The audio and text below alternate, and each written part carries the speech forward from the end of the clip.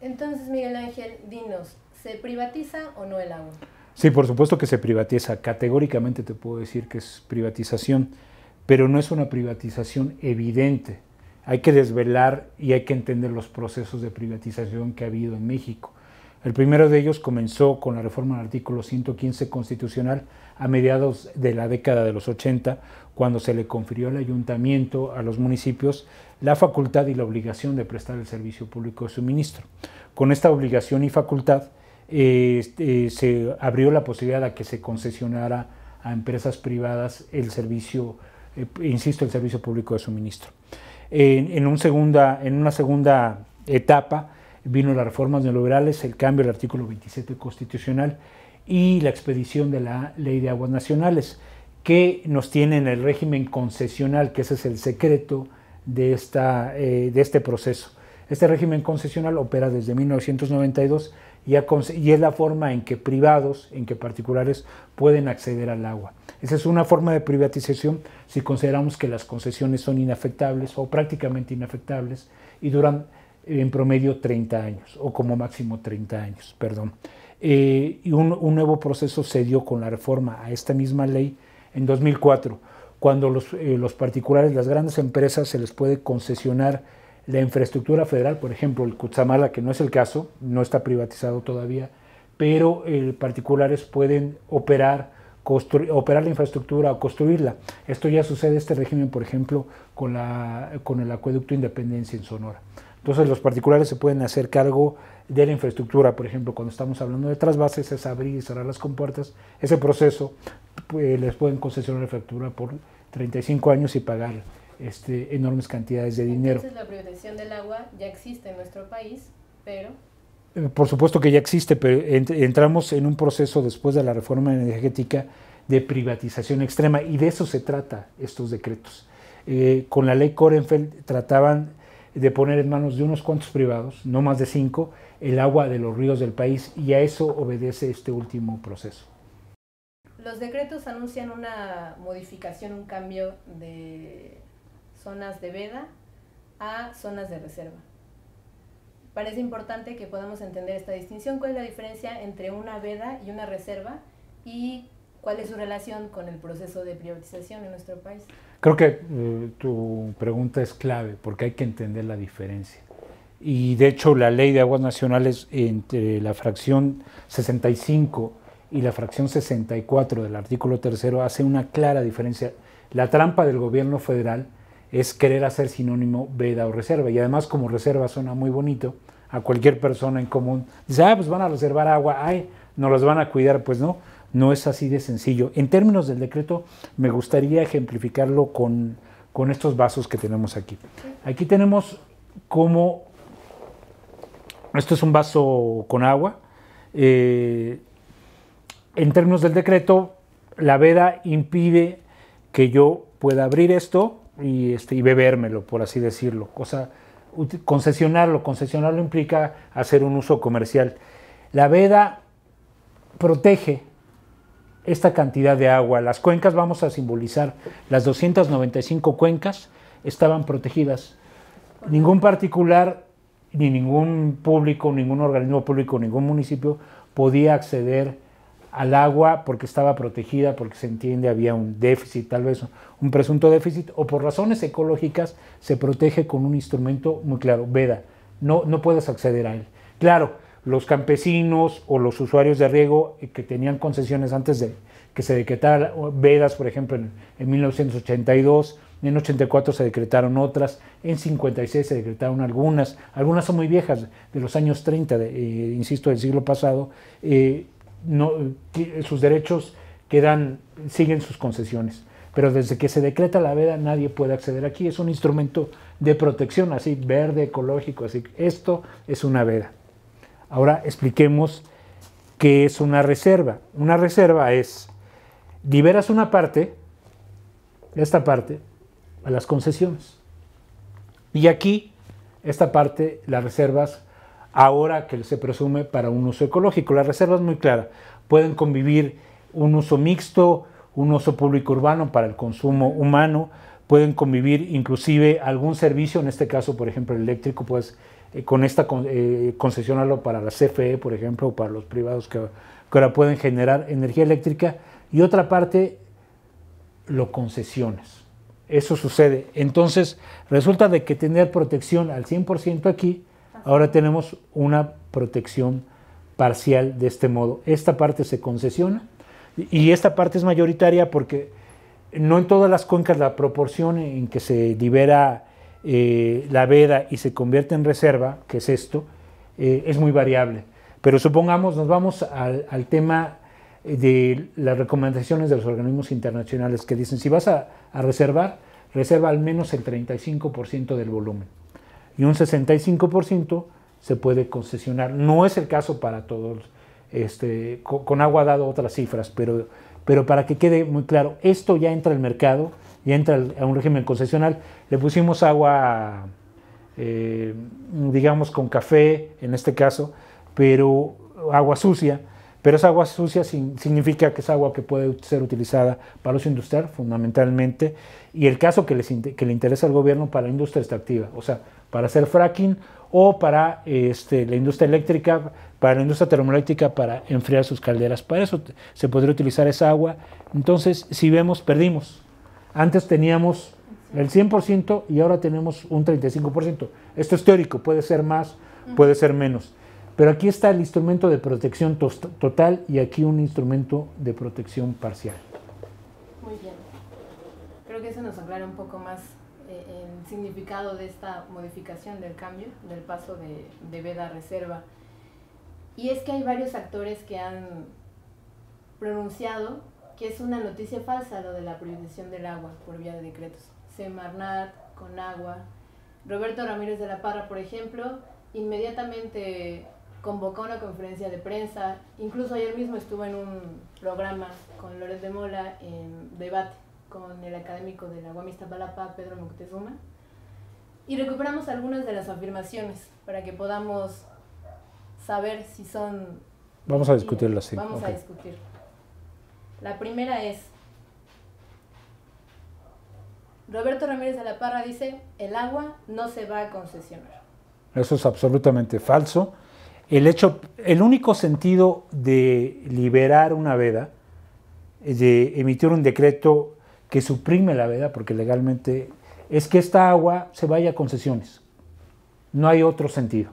Que de pronto esta parte se vaya a concesiones y tú decretes un poquito más para reserva. Inclusive lo que dice él es, de esta reserva, porque él habla del 98%, cuando debatía con Pedro Moctezuma dijo lo siguiente, es que nada más el 98% se va a ir a uso ecológico o a reserva, nada más el 2%, y además va a ser para uso público urbano, sí, claro, pero la trampa está que es el 98% de esto, no es el 98% de esto. Esto que ya, primero, una parte la liberas al régimen concesional, por eso es que liberaste la veda y luego declaraste una reserva. Si reservas agua y le das, y eso es, digamos, el baluarte ecológico que tiene esto es que sí, vas a determinar un caudal ecológico y vas a tener programas de manejo y conservación aquí, y esta parte se va a ir para el uso público urbano.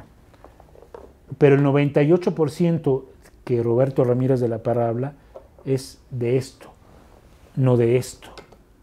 Esa es la trampa. Otra afirmación es del director de Conagua, que el agua sigue siendo de la nación y que por lo tanto no se privatiza. ¿Qué hay de cierto en esto? No, bueno, esto es un argumento viejo y yo creo que ellos apelan al desconocimiento que tiene la gente de la propia Constitución y de las reformas al artículo 27. Porque en efecto, y no vamos a tener que leer mucho, el artículo 27 dice que la propiedad originaria de tierras y aguas, en su primera línea, dice muy claro, es originariamente de la nación, pero dos palabras después dice corresponde originalmente a la nación, dice la cual ha tenido y tiene el derecho de transmitir el dominio de ellas a particulares, constituyendo la propiedad privada. Entonces se olvidan de decir que el artículo 27 constituye la propiedad privada, y para dejarlo muy claro en términos del régimen de concesiones, en el párrafo tercero se dice la Constitución, La nación tendrá en todo tiempo el derecho de imponer a la propiedad privada las modalidades que dicte el interés público, así como de regular en beneficio social, bla, bla, bla. Esas modalidades que dicta el interés público es el régimen de concesiones de la Ley de Aguas Nacionales. Entonces, bajo este interés público se declara de utilidad este régimen concesional y también las concesiones que van a amparar aquí el consumo futuro del que él habla, y creo que tal vez sí, vienen los señalamientos. Otra de las afirmaciones, contestando a las acusaciones que ha recibido Conagua por estos decretos, es que, dice él, hay que conocer el proceso. La firma de decretos no es algo nuevo. Tiene antecedentes que se empezaron desde 2014, luego 2016. ¿Qué podemos decir al respecto? No, bueno, primero, por supuesto que no es algo nuevo el levantamiento de una veda. Cuando se determina que existe disponibilidad y desde mucho tiempo se ha determinado que hay disponibilidad en algunos acuíferos, en algunas cuencas, se podría otra vez levantar la veda. Ya ha pasado, pasó hace 2 años y pasó mucho en la década de los 80s. Pero la tendencia es contraria. Como hay una sobreexplotación del recurso, lo que ha tendido es a que se decreten vedas, no a que se levanten. Insisto, levantar vedas no es algo extraño, pero que de golpe y porrazo levantaran cerca de 200, o para ser exactos, 295 acuíferos, levantar la veda, que representa casi el 55% del volumen de los ríos, eso es de escándalo. Entonces sí, no, eso, y ese proceso tiene que ver, ¿a qué se refería? No sé si lo tengas más adelante, pero me adelanto. Él se refiere a que hay estudios de disponibilidad publicados en 2015 y 2016. Claro, pero también los hay en 2013 y también los hay en 2010. La Conagua, en la Ley de Aguas Nacionales, obliga a la Comisión Nacional del Agua a publicar los volúmenes disponibles, o si hay disponibilidad o no. Y lo que hace Conagua es simular, como no gasta y como no invierte en ello, estudios del 2006, del 2003, del 2009, simplemente les cambian la carátula y los presentan como actualizados. Y es una gran contradicción. Había estudios que ya hablaban de cierta disponibilidad. ¿Por qué no lo hizo Peña Nieto desde el principio de su gobierno, otorgando agua a los campesinos que lo necesitan? No, esto responde hacia dónde se va a ir esa agua, que es esta, y a qué tipo de concesiones se va a dar, que en este caso va a ser de uso industrial. Si quieres, te escucho. Seguimos. Sobre el momento en que se firman y el supuesto madruguete del que se habló mucho en redes sociales, que mientras estaba viendo el partido o disfrutando del resultado de México-Alemania, se firmaron estos decretos. Menciona Ramírez de la Parra lo que tú comentas de la ley que obliga que una vez que se ha determinado la disponibilidad de agua, así lo dice Roberto Ramírez de la Parra, se debe decir qué se hará con ella. La benevolencia de Conagua le dio para reservarla en lugar de concesionar. ¿Es eso? Bueno, aquí son 2 momentos. Sí, por supuesto que no tiene nada que ver con el Mundial. Madruguetes que marquen un tiro libre y de pronto alguien tira la bola para otro lado. No, el madruguete tuvo que ver con lo siguiente. Estamos en el ocaso de un sexenio. Prácticamente están cerrando la cortina.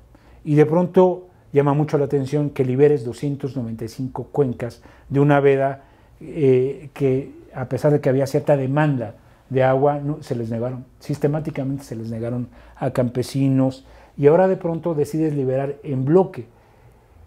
Lo importante es determinar en qué cuencas se está liberando, y si hacemos un empalme de las cuencas y donde hay disponibilidad de gas natural que se requiere la técnica de fracking para extraerlo, o donde se va a establecer la industria de hidrocarburos, o donde están las plantas de la Comisión Federal de Electricidad que van a cerrar y van a entrar los privados, y de todos van a hacer un proceso de generación eléctrica vía termoeléctrica en un proceso mixto y que requieren agua para enfriar sus generadores, pues ahí puedas tener la respuesta a esta pregunta. Es en un contexto de ocaso de un sexenio.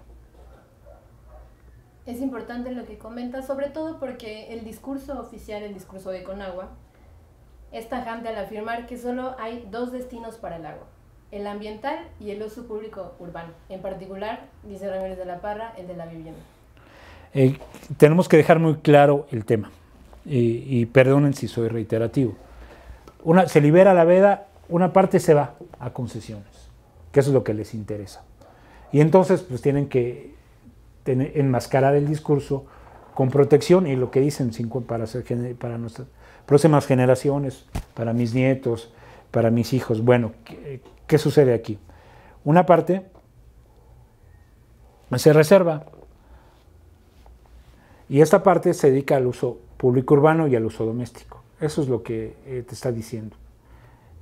Quizás, y eso es inclusive el peligro, es que el uso doméstico, que lo voy a abrir, esta partecita que es uso doméstico, esto es público urbano, el uso público urbano, de cualquier modo, en el proceso que yo les platiqué, va a parar organismos operadores.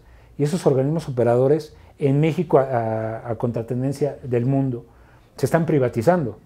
O sea, el organismo operador de Boca del Río Veracruz, los organismos operadores, sí, Saltillo, más recientemente Puebla, todo el área de Angelópolis, la zona metropolitana, la gran zona metropolitana de Puebla está privatizado, Aguascalientes,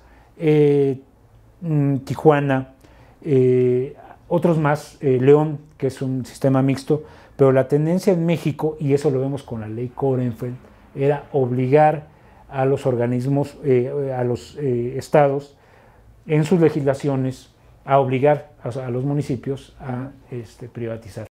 La polémica fundamental fue si a los mexicanos nos hicieron el llamado madruguete mientras veíamos el partido de fútbol o celebraban el triunfo de México. ¿Qué podemos decir al respecto?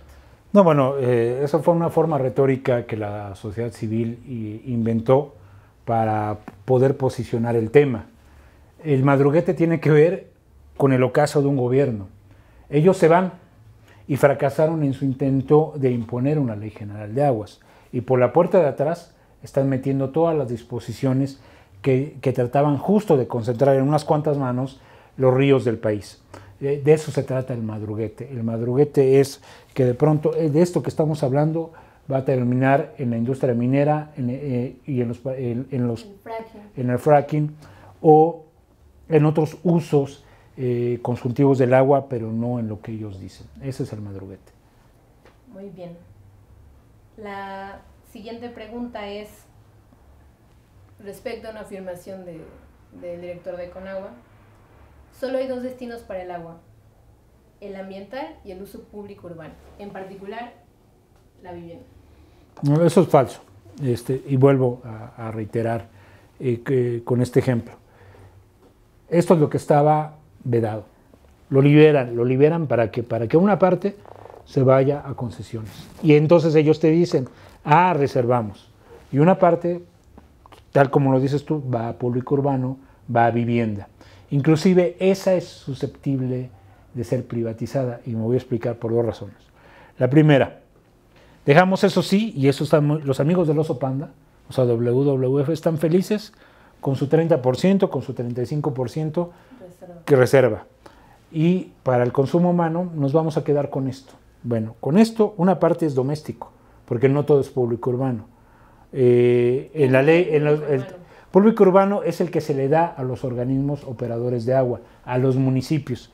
Los municipios prestan el servicio a través de organismos operadores de agua, que se descentralizan y luego se privatizan. Ahí está el tema, que de cualquier modo, bajo la tendencia que lleva México, que es contraria a todo el mundo, esos organismos que prestan el servicio público de suministro tienden a ser privatizados. Y, por ejemplo, el caso de Saltillo, el caso de Puebla, el caso de Aguascalientes, el caso de Cancún y muchas otras ciudades que paulatinamente han sido privatizadas y se privatizan por 30 años con un refrendo prácticamente automático.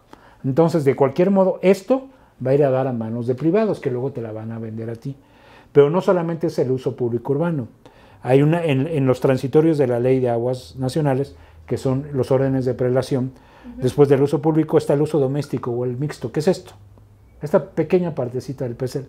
Pues hasta esa la van a privatizar, porque el uso doméstico lo puedes cambiar con una transferencia de título, lo permite la ley, y eso quizás haya tiempo de explicarlo, por qué la industria petrolera o las industrias de fracking o las mineras se han quedado, es justo con agua, es justo por esta permisión que existe en la ley para que inclusive el uso doméstico o el mixto cambie de uso en un mismo título de concesión. Al respecto y sobre la distribución de porcentajes, que aparentemente es lo que causa más complicación entender. El argumento del director de Conagua es 99% del agua reservada, ojo, solo está hablando del agua reservada, es para uso ambiental, 1% es para la vivienda, con la aclaración de que el uso público urbano solo es para ese sector, la vivienda, y que las asignaciones de agua se dan a los municipios. Trata él de hacer la distinción de que el uso público urbano no incluye el industrial. Pues es que tal vez él ha concentrado su retórica en pensar que veda es igual que reserva. Y él habla, en todo momento habla de reserva. Entonces habla del 98%, pero no. En la veda teníamos esto. Y la reserva se convirtió en esto. Esto va para los privados y la reserva se convirtió en esto. Esto es un decreto de reserva, esto es un decreto de veda. Y esto es privatización del agua. Y de cualquier modo, esta reserva, vuelvo a reiterar, se convierte, esto es para vivienda. Y eso puede ser el 1% o puede ser más. Pero él habla únicamente del 98% de esto, no de esto. Es un tramposo. La ley es muy clara. La fracción 64 habla de la zona de reserva y la zona de veda, la fracción 65 del artículo 3. Por eso tienen definiciones legales distintas. El alcance jurídico de cada una de ellas es diferente. Y hablando de las justificaciones de Conagua, ha presumido en conferencia de prensa, en los diferentes pronunciamientos, que tuvo el asesoramiento de esta Organización Internacional para la Preservación de la Naturaleza, la WWF, y podemos decir que hay una historia oscura, por no decir dudosa, ya que lleva 20 años de colaboración con la USAID, que se ha asociado a procesos de privatización en Asia, en América Latina, a través de estos llamados financiamientos. También podemos ver en la propia página de la WWF que entre sus socios corporativos, quienes financian el 36% según su informe 2016-2017, es Coca-Cola, el gran expoliador del agua en México y en América Latina. ¿Qué nos puedes decir al respecto de la WWF y los decretos? Bueno, desde luego que es la mascarada que le da legitimidad a esta medida. Seguramente ellos podrán decir, bueno, a partir de este decreto de reserva, esto pequeño, nosotros podemos impulsar financiamiento y programas para la conservación de ese caudal. Pero ese caudal ya estaba conservado con el decreto de veda, con el de reserva. Seguramente ellos van a tratar de buscar igual financiamiento privado y tal vez de la propia Coca-Cola para tratar de hacer obligatoria la NMX, por ejemplo, que determina el caudal ecológico.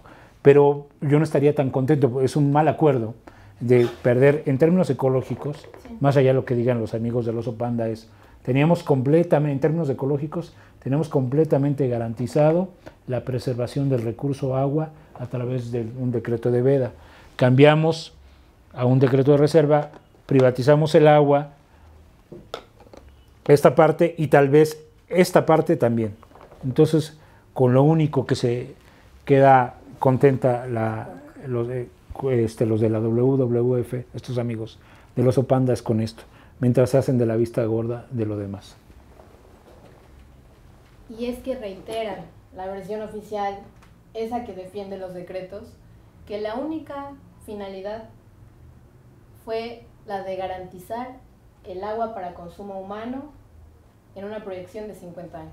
Reitero, si queremos, el mejor instrumento de protección es la veda.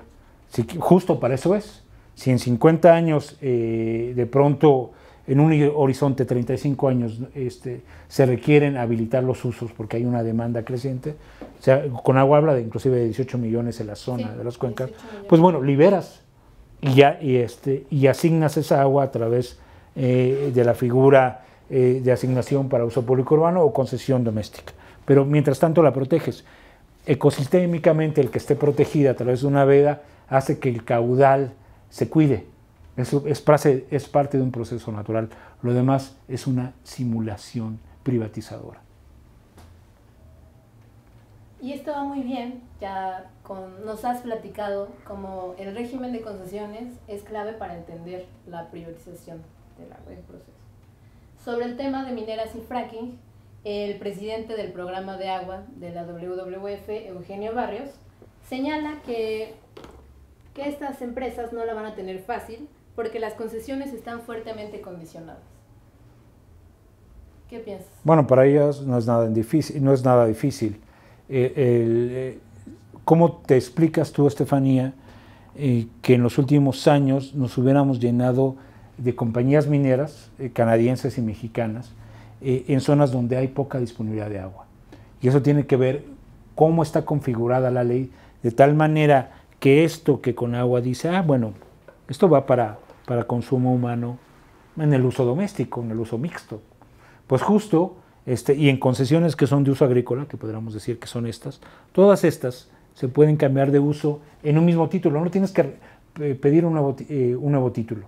Si tú eres un campesino que de pronto tienes que ir a Estados Unidos por cuestiones que fuiste amenazado por el narcotráfico, cosa que se da en México, sí, o que las condiciones económicas te hicieron migrar, pero de todos modos tú conservas tu título, pues mejor se lo das a un coyote y un coyote se lo vende a una minera canadiense. Eso es lo que puede ser, o directamente, y basta con que firmes un convenio privado para que Conagua lo avale, eso es lo único que te pide, y además que haga válida la transferencia, se hace un cambio de uso de manera automática. Pues por eso se explica, donde tendría que haber únicamente uso doméstico, hay uso industrial, y por eso es que las mineras pueden tener ese insumo para hacer sus procesos productivos. Entonces, por supuesto que hay cierto lío burocrático normal, pero son los primeros que están formados. Y no solamente es la minería, en realidad, y vuelvo a reiterar, se trata de la industria extractiva petrolera y energética, pues. Ya lo habías comentado al principio que estamos en una privatización extrema.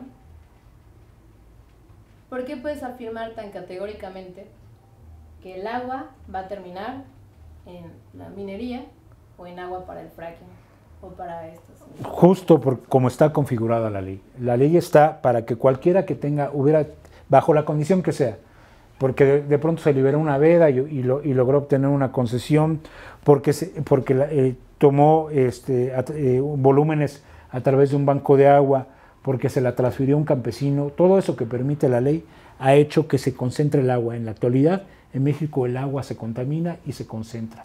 Ese es el modelo. Entonces, lo que quería la Ley General de Aguas, la Ley Konefeld, era concentrar lo que faltaba, el agua de los ríos, porque con el agua de los ríos puede hacer trasvase. Y ese trasvase iba a estar en manos de unos cuantos privados. Abengoa, FCC, que son españoles y están asociados con Carlos Slim, la propia Carso, la propia ICA, la Peninsular de Carlos Hank y Grupo Hermes de Carlos Hank. Fundamentalmente los grandes constructores asociados al gobierno y aquellos que tienen intereses en petróleo, en energía, en electricidad, en infraestructura, son los que se iban a quedar con los trasvases, pero la ley estaba configurada, la ley Konefeld, para poner en manos de esos particulares no solamente el cemento y los fierros de un trasvase, sino el agua que contiene un trasvase. Estamos hablando, por ejemplo, del sistema Cutzamala, estamos hablando de la presa Zapotillo, estamos hablando del mal logrado proyecto Monterrey 6. El agua que contiene esa infraestructura iba a ser para esos periodos en una concesión automática. En concreto, Miguel Ángel, ¿quiénes se van a beneficiar de los decretos? Tenemos que ver quiénes se querían beneficiar con la famosa ley Korenfeld y que de pronto se transformó en ley Pichardo, justo con los matices de caudales ecológicos. Fundamentalmente un grupo de inversionistas españoles como Abengoa, como FCC, que están asociados con Slim, los grandes constructores mexicanos de infraestructura como ICA y como Carso de Carlos Slim, y gente que tiene intereses simultáneos en infraestructura, en minería, en petróleo, el propio Carlos Slim, Carlos Hank, a través del grupo Hermes y su compañía Peninsular. Si te das cuenta, los constructores de la presa Zapotillo o grupo IGA, también me faltó, de Monterrey 6, son los que estaban interesados en que se privatizara el agua de los ríos en la ley Korenfeld. ¿Cómo se privatizaba? El agua que ellos iban a trasvasar era de ellos. En la actualidad, la ley de aguas nacionales nada más permite que ellos operen en concesión de infraestructura, pero el agua no es de ellos. Con la ley Korenfeld y con la ley Pichardo, esa agua sí va a ser de ellos. Entonces, ahora simplemente invirtieron la relación matemática. Primero se les concesiona grandes volúmenes de agua y luego que ellos construyan la infraestructura, el agua ya es de ellos. Aguas de Barcelona también.